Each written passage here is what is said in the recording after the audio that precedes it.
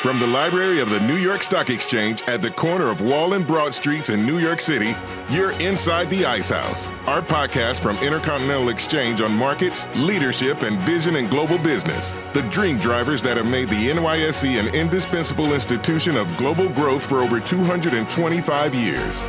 Each week, we feature stories of those who hatch plans, create jobs, and harness the engine of capitalism. Right here, right now at the NYSE and at ICE's exchanges and clearinghouses around the world. And now welcome inside the Ice House. Here's your host, Josh King of Intercontinental Exchange. What is it about the pandemic era that gave rise to all these dystopian visions of an alternative America? I'm currently in the middle of Station 11 from HBO that imagines a theatrical troupe making their way around the Great Lakes on horse-drawn Ford Broncos with the engines torn out to lighten the load. Transportation was imagined to be just marginally better on Apple TV's Finch, where Tom Hanks's character, Finch Weinberg, makes the trek from St. Louis to San Francisco with his dog Goodyear and robot Dewey aboard a modified motorhome covered with solar panels to power all the accessories. It didn't end too well. But the vision got significantly brighter today when I read about Winnebago's first all-electric concept motorhome with a zero-emission powertrain from Colorado-based Lightning eMotors. That's NYSE ticker symbol ZEV. Tom Hanks would have been a lot more comfortable in the Winnebago that can fast charge at public charging stations or get a full battery charge at campgrounds across America. The concept version, unveiled this week, of Winnebago's eRV is the first all-electric motorhome designed by a major RV manufacturer, and it's made possible by having Lightning eMotors under the hood. Far from those dystopian visions, this is a vision of mobility shared by Americans ever since Henry Ford rolled out the Model T, which cost a whopping $825 in 1908, but dropped to just $260 just a few years later. Better roads and infrastructure followed, and with them came a network that connected towns as far west as Santa Monica, California. And the internal combustion engine that powered all that progress seemed to be sufficient until we began getting serious about battery-powered vehicles. And our guest today is a pioneer of our electric future. Tim Reeser, CEO of Lightning eMotors, has been helping commercial fleets become sustainable by offering zero-emission vans, trucks, and buses since he co-founded the firm in 2008. The company secured its niche by focusing on elegantly integrated all-electric powertrains across various vehicles, including some of Ford's very own models. Now, Tim may not have stood outside in a storm with a key and a kite, but he did find a way to capture lightning in a bottle by working with commercial fleet owners to embrace an electric future, capitalizing on transitioning conventional vehicles into lean, mean, green fighting machines. Our conversation with Tim Reeser is coming up right after this. India has one of the strongest and fastest growing economies in the world. With a population of 1.4 billion, making energy secure, affordable, and sustainable is essential in supporting its growth. In response, the Indian government aims to diversify its energy mix, increasing its natural gas consumption to 15% by 2030. Efficient to transport, liquefied natural gas is critical in supporting countries with developing infrastructure. ICE's West India Marker LNG futures contract complements our global natural gas complex, providing essential risk management as demand for liquefied natural gas in India and the Middle East grows. Our guest today, Tim Reeser, is CEO and co-founder of Lightning eMotors. That's NYSE ticker symbol ZEV, a leading provider of specialized and sustainable fleet solutions since 2008, and a producer of completely zero-emission vehicle solutions. Earlier, Tim served as vice president of Colorado State University Ventures, where he spun out a series of clean tech companies. He also founded and helped run several software and IT infrastructure companies. Welcome, Tim, inside the Ice House. Thank you. Glad to be here. Honored and excited to have the opportunity to chat. Are you on the waiting list for one of those first Winnebago ERVs to roll off the assembly line? I am. I like the product a lot. And I tell everybody I wouldn't be interested in being in this business if it was just about sustainability. I love a smooth product, a fast product, a well-run product. What you've seen from Winnebago, I've had a chance to ride and drive in that product. It is truly a revolutionary product in terms of not just the fact that it's electric, but the fact that it is much quieter than any motorhome that they've had out before, much smoother. And we even together worked on what does a human-machine interface look like for that product, everything from the dash to the control systems that make that product really an extraordinary experience for the people in that space. What's been the immediate feedback that you've gathered from the Florida RV Super Show in Tampa, where the Winnebago ERV concept RV was rolled out? You have a mixed review with anything. The first mixture were people that were excited to see it because it is very unique. It shows well, first of its kind, and it's exciting to see it. But we also had a lot of people asking, hey, what use is an RV that might have less than 200 miles range before it needs to stop at a charger? And that one I've enjoyed asking because, as you can imagine, both Winnebago and us did a significant amount of market research before embarking and saying, hey, is this more than a novelty? Will people use this? And in fact, we discovered there's quite a market of people who take day trips to the beach, or here in Colorado, a day trip to the mountain, or even a night trip to the mountain. There's actually quite a few people who enjoy an RV experience where they don't need hundreds of miles or aren't planning on doing a cross-country road trip in a day. So the opportunity to explain to people that, yes, there really is a market for this, and as people really think about it and imagine an opportunity where, hey, maybe they're going to their kid's soccer tournament, taking an RV for that day can significantly enhance that experience. Same thing if you're going to a tailgate or something like that. So I've enjoyed the opportunity to kind of answer those questions and really point out to people that there is a market for this. And as people see that and as they understand it, it's been fun to watch them really catch hold of why this is working and why it's an exciting place to be. What was it like to do a deal with Winnebago? It's not as old and hallowed a name as Ford Motor, but it does go back to its founding 63 years ago, 1958, Eden Prairie, Minnesota. Yeah, and in fact, many of our OEM customers, we break our business kind of into two pieces. One of them is where we sell directly to commercial fleets, but another one is that's really taken off for us where we sell powertrains to specialty vehicle manufacturers and commercial vehicle manufacturers, and most of them are in that space. The commercial vehicle and specialty vehicle space in the United States, much of it is quite historical in that sense, and their history is important to us because we don't see ourselves replacing them, but rather leveraging their great brand names, the legacy of their great brand names, their customer base that trusts them, and plugging into that with a great product from our side that rejuvenates and brings fresh life into those customers and into those products. So we're very proud to partner with Winnebago and believe, absolutely that their brand name is an exciting brand name, and we're excited to be partnered with that. But Lightning eMotors is beginning a history in and of itself, based in Loveland, Colorado, the heart of Larimer County, just north of Denver, prime RV country. Tim, is your family outdoor types? Absolutely, and I think most of our employees are, as you can imagine. It's part of being in Colorado. 300 days of sunshine a year in the mountains that are literally, 15 minutes out the door here. So a lot of outdoor types where RVs make sense, but also where people generally are thinking about sustainability, thinking about air quality. And so all of that coming together certainly has people excited about the vision and excited about the future. What brought the Reesers to the Centennial State originally? So we've been here a long time. So my grandfather was Denver police chief in the 1960s. So long history from a family standpoint, fifth generation Colorado.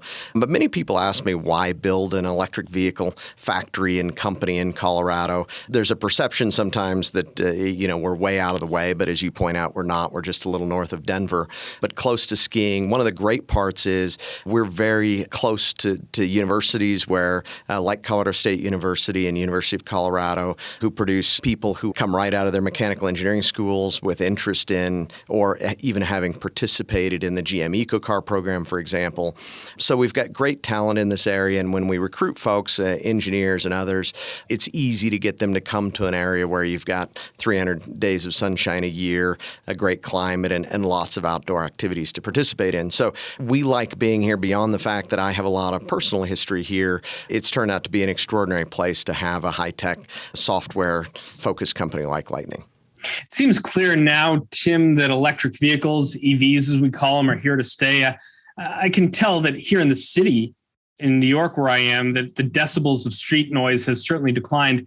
As an expert in the space, retrace for us what you think the turning point was in their popularity and acceptance. I think, and this is something I'm passionate about, and I kind of mentioned it earlier, and that is a product has to be a great product regardless of the climate impact, regardless of the sustainability. And one of the challenges when we look back at early stage transportation innovation, as we looked at sustainable transportation, whether it was in the commercial vehicle markets or the passenger vehicle markets, the early products weren't all that good. They were interesting, but they weren't all that good. So if we look at early commercial vehicles, whether it was a natural gas vehicle, for example, that was certainly cleaner, but there were trade-offs in terms of performance and power, and the drivers didn't really like them, and all of the complexities and challenges that came with a new niche technology like that.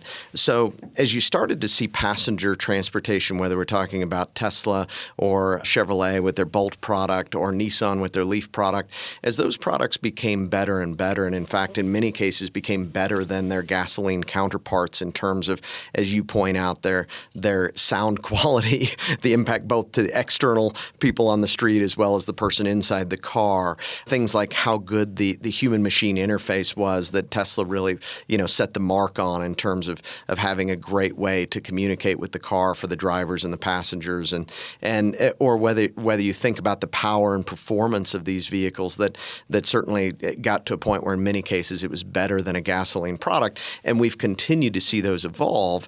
Now the same thing's happening in the commercial vehicle space, where many of the drivers who drive our vehicle, you'll see quotes from DHL, for example, from the drivers on those DHL trucks in Manhattan touting how they prefer to drive in our electric vehicle because it's quieter, it's more comfortable, it's easier to drive, they can keep the air conditioning or the heating on during the day and without idling the vehicle, all these true benefits. And so as those benefits started to outweigh the risks of a new technology, the risks of hey, maybe the reliability of early stage is a little suspect, because the quality and the benefits started outweighing those risks, we saw that turning point. And in passenger vehicles, I think we saw it a couple years ago, and now we really see an acceleration. And many people who are driving or who have driven electric vehicles will admit, hey, we'd much rather have that product, and I fall into that. But in commercial vehicles, I think it really just happened 12 months ago because there's an extra variable. That extra variable is total cost of ownership. Whereas in a passenger vehicle, many people are willing to say, I bought that car because it's attractive to me, and it wasn't simply about it was the cheapest or the least cost ownership, or it was it was the cheapest of all my choices. In many cases, they bought it because it was attractive to them. It was prettier. They liked the body style. They liked the color, those sort of features. In commercial vehicles, that's rarely the case. It is all about functionality first and total cost of ownership second. So over the last year, as battery prices have come down, as our volumes have gone up, not only has the product become very compelling from a features and benefits and from a utilization, but just as importantly, the total cost of ownership has crossed over from being negative versus a gasoline or diesel vehicle to being positive versus a gasoline or diesel vehicle. And that's really just happened in the last 12 months. And that's what's really driving a surge now in interest and demand, is this combination of, yeah, I love the product, and yes, it's sustainable, but hey, it makes sense from a financial standpoint to these fleets now. So Tim, you are a co-founder of Lightning eMotors. And as I've talked to so many founders and entrepreneur-led CEOs of companies connected to the New York Stock Exchange, you have this deep connection to both the mission and the problem that the original team was trying to solve when you get around the whiteboard and come up with this idea for a company. Can you bring us back to that moment and share with us what led to the creation of Lightning eMotors? One of my passions is and has been listening to the customers. And so when we first created Lightning back in 2008, like many companies, we started with what isn't today, which is we started with a car. We started with a hybrid car, and we were going to go solve the X Prize, go win the X Prize competition. And the X Prize competition was about building a very efficient 100 mile per gallon plus car, and that's where we started. But we put that car in the Denver Auto Show, and one of the key customer-driven aspects was the head of fleets for the state of Colorado was walking through the Denver Auto Show in 2009, and he walked by the booth and he said, "Hey, I've read a lot about what you're doing." He said, "I don't have any interest in a car, but if you put that powertrain in a commercial vehicle, in a truck or a bus, I'd be your first customer." And he did, in fact, follow through on that, and we followed through on that. I had been a business-to-business focused person in most of my career, and so I jumped at the opportunity to think about trucks and buses rather than about passenger cars. And that's where we've been ever since, and really driven by these fleets and what they're looking for and how they think about business and total cost of ownership and the utilitarian nature of their businesses. What's the comparative prize for the environment about whether every consumer passenger vehicle ultimately becomes electrified or fleets become electrified? Obviously, I'm tainted in that sense. I'm prejudiced. I love fleets, but when you look at the leverage of a fleet, and again, some of this is opportunity, like one of our key products is a Class 4 shuttle. One of the things about that Class 4, a typical Class 4 airport shuttle, drives about 3 times or 4 times a day what a typical passenger vehicle, an average passenger vehicle drives. So it's not unusual for these airport shuttles to put on 50,000 miles a year. So they're putting a lot of miles, but not only that, they're very, very dirty in terms of their emissions, air quality impact, and output from a CO2 standpoint. So typically these airport shuttles get about 5 or 6 miles per gallon driving these 50,000 miles a year. So they're a very high impact vehicle, but they're also, if done right, take a lot of other cars off the road. So they have the opportunity to create leverage. They're taking passenger cars off the road, but in today's world, in the gasoline and diesel world, they've typically done it in a very inefficient way. We take that airport shuttle that was getting 5 miles per gallon in an equivalent way. As a zero-emission vehicle, to put the energy in equivalent, it's now getting about 25 miles per gallon rather than 5 miles per gallon. So it's 5 times more efficient in energy use. And from an emissions, it is zero emission at the tailpipe. And in many cases, our fleets are looking for ways to charge these from solar power, from large solar arrays. So it truly is zero emission from beginning to end. So the impact opportunity is quite leveraged versus a typical passenger car. It's used every day. It's driven a lot of miles. And the comparative, what we're comparing to is a very dirty, highly inefficient vehicle. So going to electric is really a large impact play. So that my prejudice is certainly, hey, the commercial vehicles, have an opportunity to make more impact.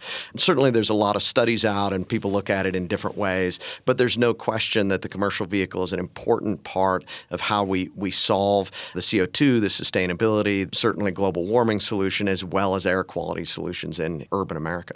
You and Tesla, Rivian, you aren't alone in this space. You've got all the major automakers in the U.S. and abroad with models on the drawing board and soon to come off the assembly line, not to mention other potential players like Sony and Apple that have been talked about as future makers of electric vehicles. How does Lightning eMotors differ when comparing yourselves to other EV manufacturers? So almost all the other EV manufacturers have focused on, kind of to your earlier question, what appears to be the low-hanging fruit, which is the mass-produced passenger cars or the mass-produced pickup trucks. And in some cases, they've looked at the mass-produced over-the-road semi-trucks. Lightning's done everything except that. So we've done the non-mass-produced. We see a big opportunity in these, what I call the eclectic commercial vehicles you see on the road. As I drove to work today, I passed a street sweeper, I passed a little school bus, I passed a large school bus, I passed a shuttle bus, I passed a transit bus, all of these, and an ambulance. And all of those have very different, they're not mass produced for good reason because they're highly customized. And as an electric vehicle, they're even more customized. The opportunity to leverage the electric infrastructure that's on an ambulance, on an electric ambulance, to run in a very efficient way additional equipment that you couldn't run when it was a gasoline-based ambulance is an exciting feature benefit to this electric ambulance, but it has to be designed differently. It's not a mass-produced vehicle, but there's still thousands of them produced a year. So we've gone after this unique market that is lower volume, not mass-produced, very different manufacturing thought. And in fact, people like Ford and GM don't today make, and they haven't for hundreds of years, made ambulances or shuttle buses. They've focused on mass production. That's their business. They're really good at it. We've focused on the business they aren't in, the business we're really good at, which is all these specialty vehicles and commercial vehicles that are highly customized and where we can really make an impact from an electrification standpoint. So it is very different. A lot of people say, hey, you've got a lot of competitors. And in fact, when one of our customers came to us and said, we need an electric ambulance, I said, who else have you explored? And they said, we can't find anybody else in the United States who makes an electric ambulance. So we're all alone in many cases. An ambulance is a perfect use case. It goes out on its number of calls a day, but when it's waiting for that next call, it's in its garage perfectly plugged in like a fire truck. Exactly. And like I said, we also have the opportunity to do high voltage, very efficient HVAC, air conditioning and heating systems, do high voltage medical equipment inside that may not have been able to be used before. So we can support more equipment, more specialty equipment. We can put it in different places than we might have been able to before. So we're able to make it fundamentally a better vehicle, but it remains a very customized vehicle, but it's a great use case. And same thing with school buses. In many cases, same thing with transit buses. So these markets are great use cases. They're very large impact in terms of CO2, sustainability, and air quality in urban environments. So, Tim, last May, Lightning eMotors announces that it's closed its SPAC merger with Gig Capital 3. Why was that the right time to go public? And what opportunities did you see for the company in the public space that didn't exist while you were privately held? As we looked back in 2020, our major investors and partners, folks like BP Ventures, who had been very good to us as a partner and continues to support us in many ways, told us that they saw and that they were on my board and we'd talk regularly. And they said, hey, we see the tremendous growth in front of you. We see, as we talked earlier, this inflection point that happened when our total cost of ownership became very compelling and when large customers started saying, hey, this isn't just niche. It's not something we're just going to play in. We're going to buy thousands of these vehicles. And our partners, our investors, looked at it at the private side and said, this is going to take a lot more capital to scale at this and take advantage of this very large scale opportunity in front of us, the very large growth opportunity in front of us. And from my standpoint, I wanted a chance to have, I'd had a lot of public interested parties say, hey, we'd like to invest. And so I wanted a chance to have more stakeholders and more people who were interested in the business and could ride along with us as we saw this extraordinary success in front of us. So going public allowed us to bring a lot more money in a sustainable way, have a lot more people involved, and ongoing also have a lot more access to investors and the markets in order to continue what we see as a very significant growth opportunity in front of us. SPACs have remained a compelling way to help efficiently get private companies into the public space. According to the Wall Street Journal, Tim, at the end of 2021, just a couple of weeks ago, there's still nearly $160 billion in SPAC capital seeking private companies to take public. Why was the SPAC route so attractive to you and the leadership team when you looked at the various options that you had in front of you? For us at that time, it was all about speed. We knew we needed to move very quickly because our customer backlog and our orders were moving so quickly, and the investments we knew we needed to make to scale up our factory and scale up our team. And so when we looked at traditional IPOs, certainly it's typically well known to be in the 1 year to 18 month. We felt we could get a SPAC done in effectively 6 to 9 months, and in fact did. So the speed was a very key part of it. There was also a lot more ecosystem that came along with it. Many of the SPACs obviously that are out there and that we talk to certainly bring some of their own expertise to the table in helping a company become public. And that was part two that we said, hey, we've got a big lift to become a public company. Leveraging a lot more of the ecosystem and environment that's in place to make that happen was important to us. So both of those, one, the speed at which it could happen, and two, the opportunity to partner with a variety of people who had a stake and an interest in the game was important to us. Few weeks after that deal was done, we welcomed you and your team here at the NYSE to ring our opening bell. Curious from your perspective what that opportunity was like, and why was it important to celebrate before you said, and I'm going to quote you here, it's back to engineering, designing, and delivering great zero emission vehicles for our growing base of customers. Really, just a brief pause for you guys. Yeah, we saw a lot of work ahead of us. And again, it was all about really going with a market that we saw had an opening and an opportunity to take off. But we knew we had customers waiting for product. We had customers anxious for us to get product on the road with them, anxious for us to finish validations with them. And so we didn't see a lot of time for celebration. Obviously, we're very honored, and it was an exciting time. And the New York Stock Exchange treated us very, very well. It was certainly a very memorable time to spend, but we knew we had to get to work. We knew we had customers, we had a market, we had an opportunity to make impact right now. And we see a lot of urgency, and it's part of who we are as Lightning. We were named, part of the name was about being lightning fast, and part of our culture is about understanding the urgency and the timing and the opportunity we have in front of us, that the opening we have that isn't going to be there forever, to make this kind of impact and change the world as we see it, and change the way transportation is for the future moving forward. The journey to the podium at the New York Stock Exchange is often, Tim, long and full of potholes. And as much as it was back to work for you guys really quickly, as you stood on that podium, share, if you could, some of the lessons you learned getting to that moment. I think one of them is to have a big vision. Don't be afraid to dream big. Obviously, when I had a chance to sign the wall at the staircase in the New York Stock Exchange, part of what you're standing amongst giants there. There's Henry Ford's signature on the wall and Michael Dell's signature on the wall, some people who also had big dreams and big visions and made them happen. And obviously, if you don't start with a big dream and a big vision, there isn't any ability to go execute on a big dream or big vision. So standing there on the day we rang the bell was a lot of thought about, hey, we have to think big. We have to continue to work to solve very big problems, and we have to continue to execute every day and every hour on how we solve big problems and dream big on how we're going to succeed at that. So that was something I look back on a lot, and I think the history, when you look at the New York Stock Exchange and the kind of companies who've gone through there, and the CEOs that have rung the bell or stood in the stairwell signing the wall, that kind of thought about all of us have said, let's go solve a big problem, and in fact gone out and executed on that. I think the second thing is persistence. I think everybody's read all the stories about Henry Ford and the number of times he went bankrupt or nearly failed or did fail. And certainly that's true with nearly everyone who's been successful. It's often, to your point, not a straight path. And so often we think about the failures, we think about the people who said, you'll never make it, you won't make it happen, and the persistence to stay with it, the persistence to believe in the vision, the persistence to stick with it and keep going even when you fall down. I think those are two things you think a lot about in that journey, and both to success and recognizing the journey will continue in that way. It won't be all roses all the way. It won't be a straight line. It'll continue to take persistence and continue to take patience as we move it forward. Part of the story on the journey since that day, as we've been looking at all the announcements that Lightning eMotors has put out, is using some of the funds from the listing and scaling up and growing.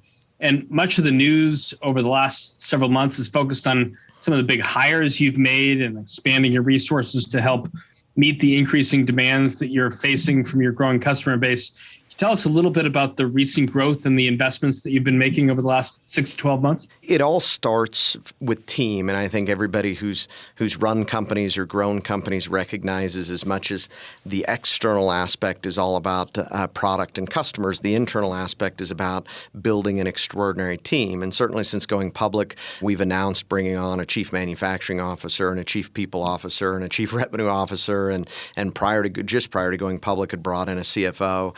And the impact those people have made on me personally, obviously their day-to-day, hour-to-hour relationships, we're all fighting together in the trenches together. But it's also relationships for life with many of these people, because you're in the trenches together and remember these things day to day. But I can tell you the reward, too, of working with really high-quality people. One of the advantages, obviously, of being public is a lot more access to being able to get great people and attract great people, and we've been able to do do that. And so building a management team of highly experienced people, people who've been in other public companies, people who've seen success, people who know what it tastes like, and people who are ready and willing and able to work very hard to go achieve it is highly rewarding from my standpoint. So we've really built an extraordinary team, and now that team's really finding their wheels, as I like to say, and getting up to speed, and that makes it very exciting.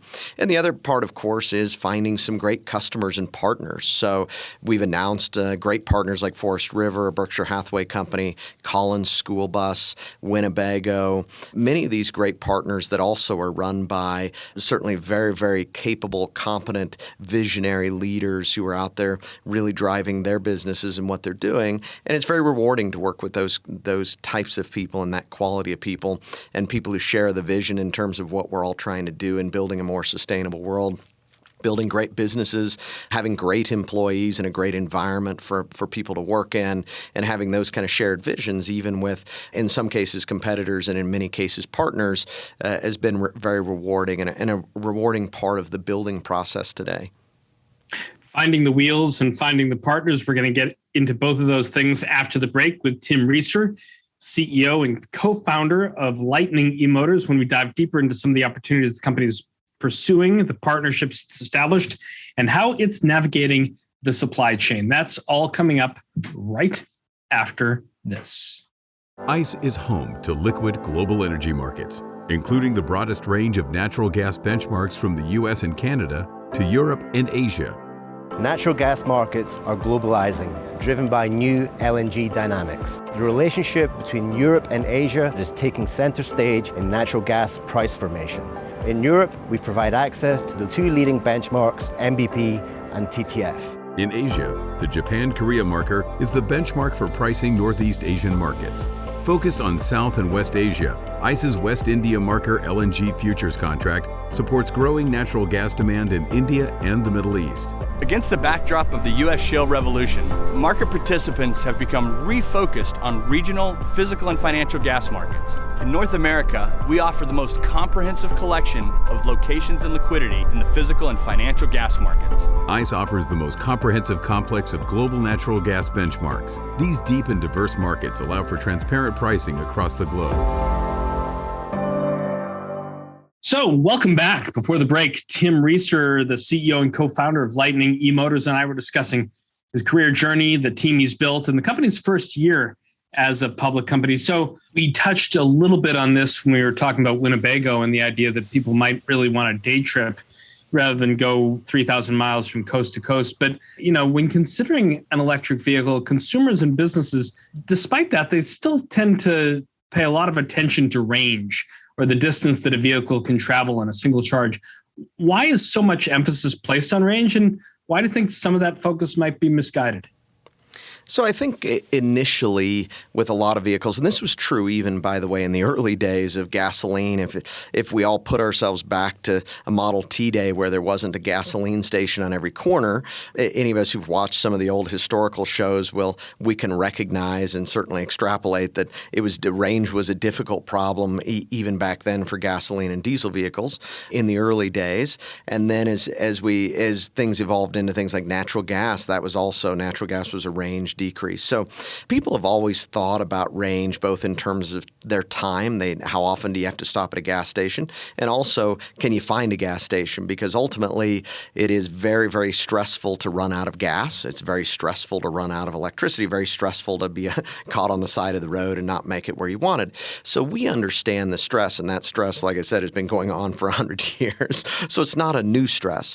But when electric vehicles first came out, and many of the first electric vehicles, I'll take for example the early Nissan Leaf, had a 40-mile range. Well, in fact, that does create that there's a lot of places you may not be able to get round trip on a 40-mile range, and the stress of thinking about, what happens if I don't make it home? I'm going to have to tow this vehicle. That's expensive.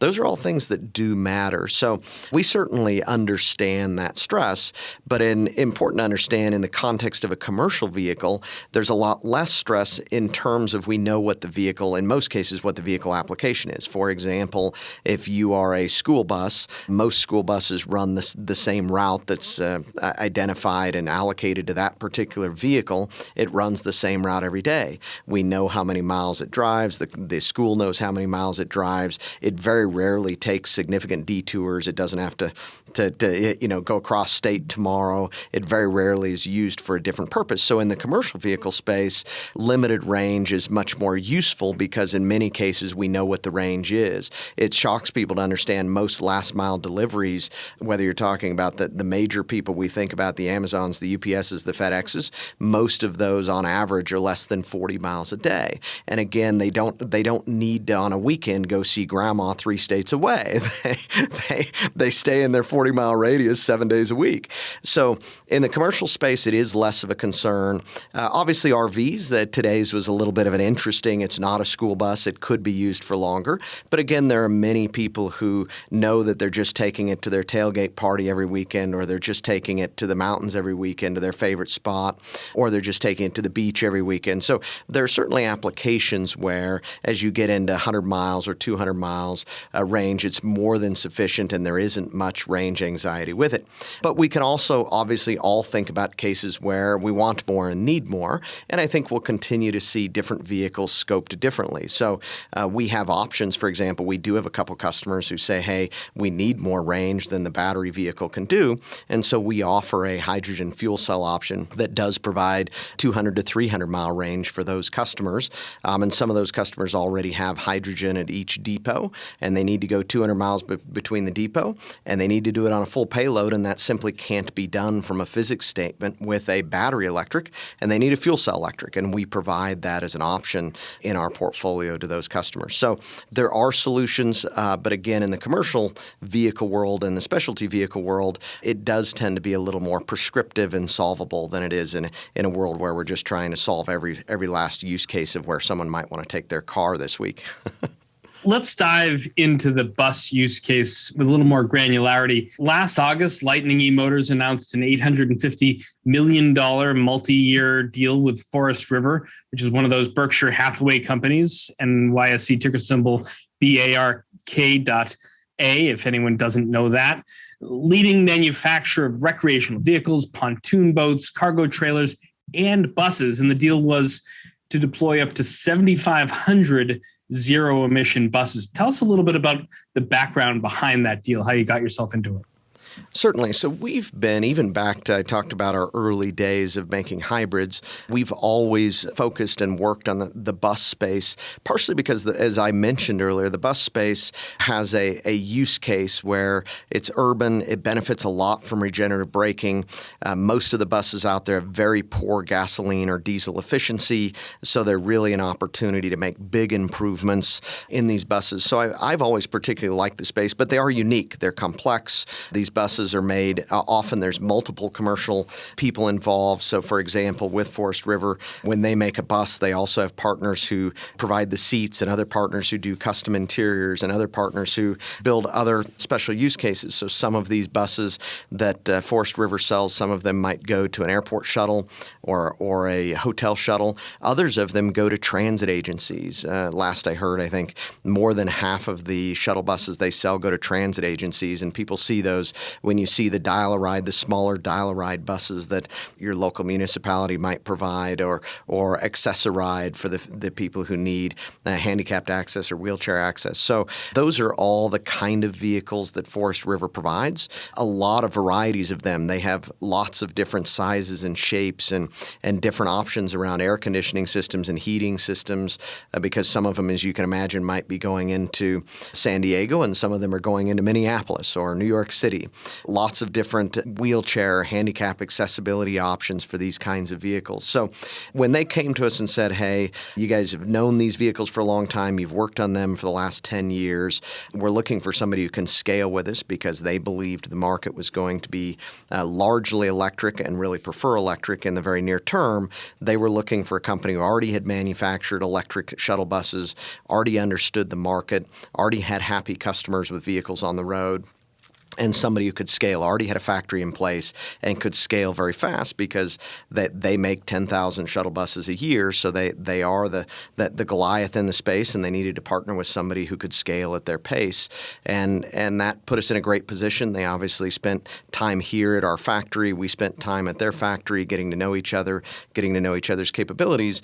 And it really came together in an exciting way. And happy to say it's a partnership I personally am involved in. I'm excited about and excited to see it scale and excited to see the impact we can make in the environment in all of those areas that these are beginning to roll out to. Curious how an OEM relationship like that does scale. I mean, they're based in Indiana. When the deal was done, they pledged more than 100,000 square feet of their factory to install your powertrains on their Class 4, Class 5 buses across the U.S. and Canada within the next 5 years. So we are about 6 months after the announcement, and you say you're deeply involved in it. Curious how you see things going and what you're learning through the process. Yeah, so the first part was get these vehicles out into their dealers, into their demo platforms, into their trade shows. So we worked the trade show with them at the American Public Transportation Association trade show in Florida last November. On the floor of their trade show area was all electric buses exclusively, so you could see their commitment to it. And as they really look to how they get the word out that they have this product available and ready to go now, and then obviously so most buses are sold through dealer networks. Those dealers provide service. Those dealers provide support. They provide demo drives for their customers. So we began last year putting vehicles into those dealers' fleets. So they had the demonstration vehicles they needed. So they had the trade show vehicles they needed so they could show it to their customers. And in fact, getting it to some of their early adopter customers. So that's already happened. It's always fun to see the face on the people the first time they drive one, the first time they see one, because it is an exciting and a unique experience. The passengers like them better and the drivers like them better. So now we're in the stage as we go into, we're past kind of the infancy and now into the starting to scale phase. Now it's about their customers are starting to make larger orders. It's also about how do we continue to customize together and make something that it continues to be best of breed product, listening to their customer feedback. Their earlier customers have them, their early dealers have them, listening to their feedback on what would make it even better. And so that's something, as you've heard in the podcast, so far I'm passionate about. I like customer feedback. I really want to hear the voice of the customer. And so that's the phase we're at now, is really beginning to elevate it to that level where there's more customers involved, the next stage of scale up. This year will still be limited compared to what we see next year and the year after, simply because we all want to get it right. And it does take a little bit for these large transit agencies and large airport shuttle agencies as well as hotel agencies to obviously many of them have year-long cycles where they go through the buy or the bid cycle. So that's kind of the part we're in now as it begins to scale. So that's what's happening in the Hoosier state. A little closer to home for us here in the Empire State, you have partnered with DHL to bring electric vehicles to their New York City fleet. Their Ford trucks equipped with a 4,300 kilowatt hour battery located under the vehicle and doesn't compromise space within the van because they got to make a lot of deliveries here in Manhattan. What made this pilot program so important for freight delivery going forward? Part of it was a unique opportunity to customize with DHL. So DHL actually has a lot of experience with kind of first-gen electric vehicles. And as I said, many of them, from very publicly, weren't necessarily the be-all and the end-all. But to DHL's credit, they stuck with it. They knew they had to be sustainable. They knew they wanted to lead in sustainability. And so they continued to look. So when they found us, like so many of our competitors, they said, hey, we like what you're doing. We'll give it a try. Obviously, out of the gate, they're skeptical because they'd already had some others that may not have worked very well. So when they spent a year with our vehicles and their drivers very publicly came back and said, we love these vehicles, the reliability was up to par, they love the vehicles, but part of what they liked about the vehicle is we had, together with them, customized it for the Manhattan experience. And what I mean by that is they came to us and said, hey, we don't drive these vehicles very many miles, but they drive a lot of time. So they spend a lot of time parked in front of a high rise in Manhattan while the driver delivers packages up and down the elevator. And so they needed a unique application that actually didn't have a lot of batteries. You said this had a 43 kilowatt hour battery, which is a very small battery for a commercial vehicle, but they wanted to have a smaller battery because they wanted more payload than normal. They wanted to be able to have these very effective, cost-effective solutions in Manhattan where they didn't drive a lot of miles. And so this is a case where people thought we were crazy to put such a small battery in the vehicle, and it has worked splendidly. There hasn't been a range anxiety. They drive those vehicles typically less than 20 miles a day in Manhattan, and the vehicles work very, very well, and that led to them placing another large repeat order with us that we're actively producing now today, and very publicly DHL has been very complimentary of our product, which we're very appreciative of, and obviously I return that in looking at both their commitment and what they've done to be an early adopter and get to this stage. But now we're actively looking at other markets, and as you can imagine, putting DHL Express vehicles in Palo Alto, they need different range. They have different environmental requirements, and so again, we provide them the customization so that they get exactly what they need in each of those markets, and they aren't having to overpay, and they're not having to worry about range anxiety because we deal with their markets and their needs in a custom, agile way of each market gets what they need cost effectively. DHL is certainly on the leading edge of helping us all see the issues involved in the global supply chain crisis of 2021. No one's unaffected. Shipping bottlenecks and shortages have affected everything from technology to chicken wings to companies scouring their networks in order to ensure that their distribution channels remain as intact as possible. I'm curious how it's been navigated at Lightning eMotors. It has been publicly difficult. One of the great parts about being public is you can't hide behind it. You have to be straightforward about what we're seeing. And so we had to announce last November that we couldn't see far enough ahead of us to keep giving long-term guidance because of many of these supply chain shortages, ranging from, as you said, it could be about anything. But when you're building a electric powertrain that has 1,500 components in it, all it takes is one of those components to not show up on time, and now you're late or not meeting your revenue guidance. So this has been certainly the bane of the existence of anybody in the manufacturing space today, and anybody more complex products even more so. So part of what it's done, though, no question about it, it's made us better. I looked at the team and said, given the amount of chaos and the amount of things, unpredictability coming out of supply chain, where it's not unusual to get an email the day after something should have arrived saying it's not going to arrive for 12 weeks or 16 weeks. And so it's not only that it's unpredictable, it's that you get no pre-warning. You don't get any communication in many cases. And so what it's come down to is people like us have had to get better at the things we could get better at. So we've implemented brand new MES systems, manufacturing systems, brand new ERP systems. And the idea of those is being in a position where we can now predict rather than having to be reactive. We have a much better flavor. We know when things haven't shipped. So even if the supplier didn't tell us it's going to be late, we can realize, hey, it didn't get on the boat, didn't get on the truck, didn't get on the plane. It's not going to arrive in time. Let's move to plan B. We've also done a lot of work to put plan Bs in place. So we've announced not only do we have a great partnership with Proterra, we've also announced partnerships with CATL. Again, very important and critical for our business to have optionality in tough times, and optionality across many different variables and legs of the stool, ranging from logistics, how is it shipped, where does it come from, to core chemistry of the batteries and that sort of thing. So, and we've worked hard now to do that across our entire product line. So have additional optionality from different products. In some cases, it's meant we've begun vertically integrated some of these things and done it ourselves. In other cases, it means we've outsourced things we used to do ourselves. So, but those are things that I tell everybody, well-run companies and well-executed companies, that they aren't immune from challenges. The question is, do they step up and build systems and processes in place so that they can put themselves back in control of those challenges? And I feel our team's doing that. And again, not to pretend we're immune or we've solved all the problems, but I do think we, going forward, have put ourselves in a much better position to manage it better going forward, and also to survive and thrive in spite of the fact that I think that the macro side of supply chain is going to be difficult for at least the next year to come.